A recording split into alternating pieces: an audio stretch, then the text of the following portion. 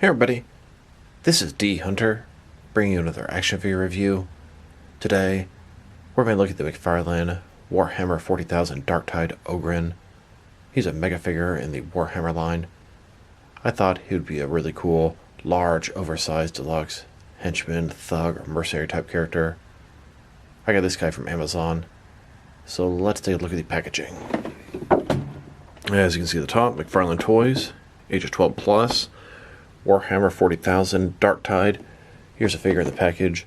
Looks like he has a display stand and a large oversized gun. One side, here he is. Ogryn. Other side, not too much going on. Warhammer Dark Tide. The back, here's a figure posed up holding his gun. At the bottom, got a bunch of credits and there is a barcode in case it helps anybody. So no further ado, let's open him up. Alright, now that I got this figure out of the package, here he is with all the accessories laid out. He comes with a display stand and then a large oversized gun. Now this is a Warhammer mega figure. I must confess, I personally have never played Warhammer, but he is not the first Warhammer figure I've gotten from McFarlane. I have the Tyrannid Gene Stealer. I've also got a Platinum Chase Battle Sister and a couple of Necrons, regular and Chase variants.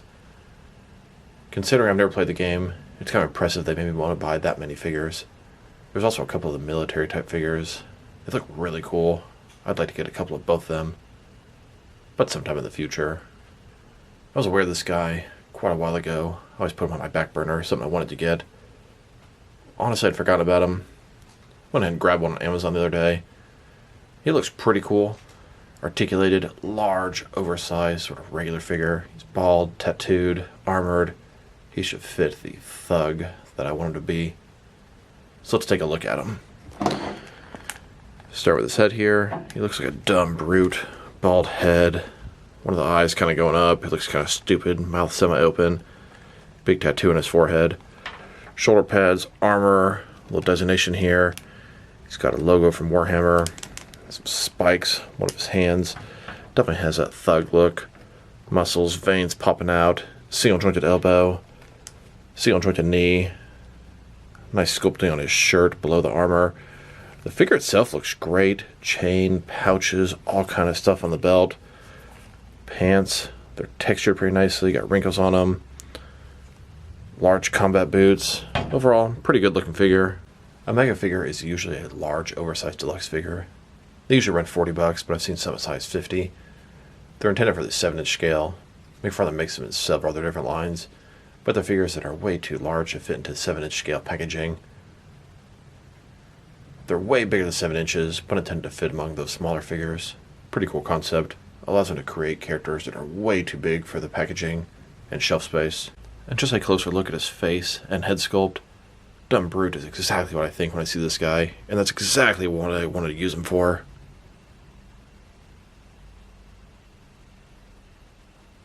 Now let's check out his accessories, and let's start off with the boring stuff. Here's his display stand. The same McFarlane stand we've seen in a bunch of different action figure lines. Black perfect circle. This one says Warhammer 40,000 on the bottom. He's got one peg for the pegos on his feet. Very thin, very basic. Should be noted, this guy has some giant feet. It is no problem to stand this guy up. Very stable. He doesn't really need the display stand at all.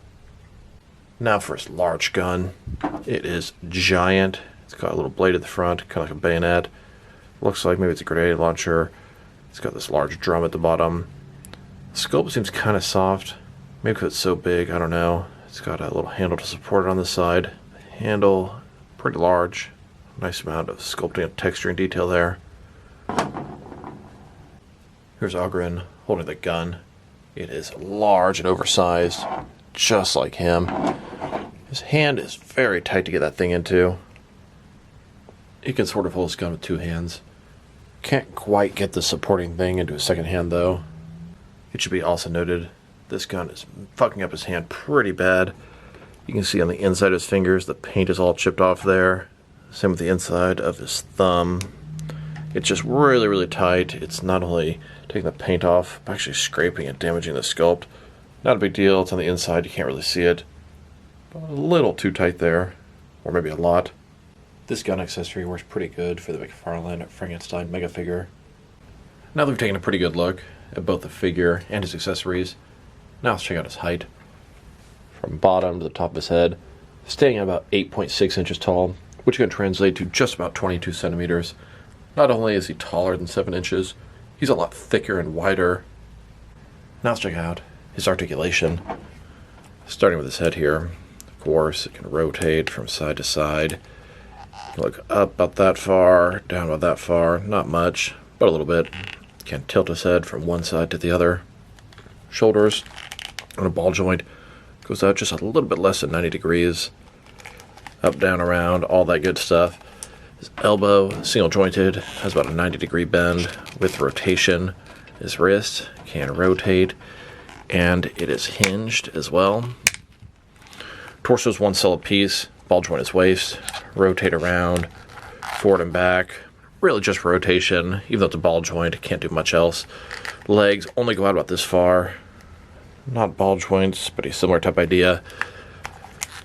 Go forward about that much. You're not getting this guy to sit down. His knees, single jointed. Go back, I guess, about that far with rotation. Then his ankle here. Forward and back. He's got toe articulation and a little bit of rotation there. Here he is fighting the 4 McFarlane DC Multiverse heroes from Gotham Knights. Large, oversized henchmen, just like in one of the games. Now let's check him out. Next to some other action figures. Starting off with some other Warhammer figures. We'll check him out next to some other Warhammer figures. Then some other McFarlane Mega figures. Then some other regular McFarlane figures. And then some action figures from different various companies. Here he is, next to the Battle Sister that I have. This is the Platinum Chase variant. I liked her outfit, so I decided to grab her. Here's Ogryn, next to a couple of Tyrannid Gene Stealers. Really nice figures. I get a ton of use out of them in my action figure world. Between DC, Martian Manhunter, White Martians, my NECA Alien Predator collection. There is a Platinum Chase variant of him, and I would love to get a couple of those. And here he is, with a couple of Necron figures. I saw the Platinum Chase variant at the store, so I decided to get that and the regular one. I thought I could put these robots with human flesh to a ton of use, although I must admit, I don't think I've actually ever used them for any action figure photography besides comparisons. Now let's check him out, next to some other McFarlane Mega figures. Here he is, next to the 2 first DC Mega figures they made. And now, next to a couple more McFarlane DC Mega figures. Some are tall, some are shorter. They come in all kinds of different various shapes and sizes. And with a couple more DC Mega figures, like I said, some are really wide like Clayface. And then Titan Joker here is the tallest one they made. And here he is, next to the 2 most recent DC Mega figures. Frankenstein and Mongol. I'm actually not sure who the next ones are going to be, but I can't wait to see and find out.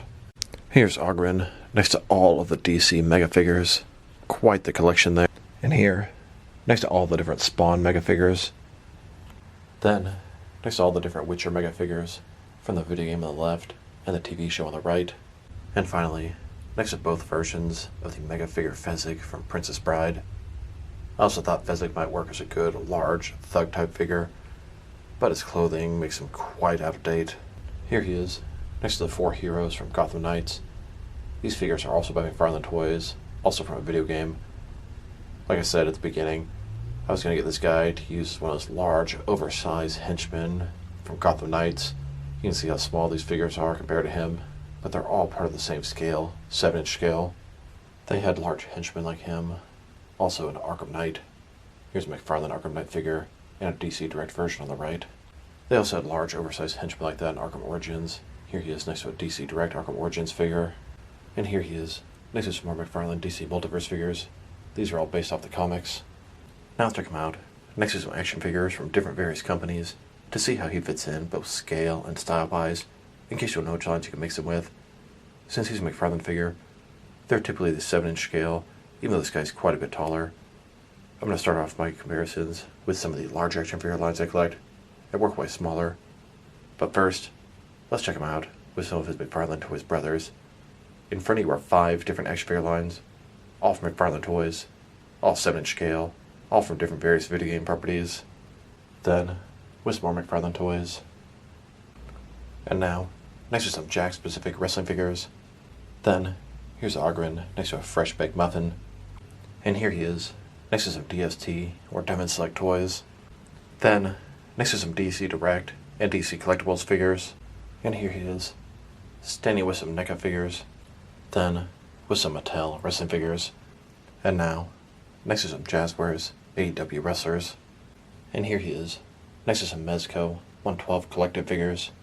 Then, with some Mattel DC Universe Classics and Multiverse figures. And here he is, with some Mayfix figures. Then, next to some Hasbro Marvel Legends. And here he is, next to some SH Figure Arts action figures.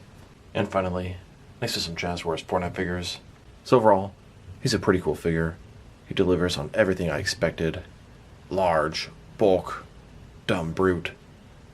Now if I had been familiar with the game, I'd probably appreciate the figure even more. But as it is, I still like the figure quite a bit. Sculpt and paint job are excellent. Articulation is quite limited. His accessories, he's got the big gun. I don't think it looks very good. And it doesn't fit his hand very well. Yes, it totally fits and is stable and secure, but it's almost damaging the hand every time I put it in and out.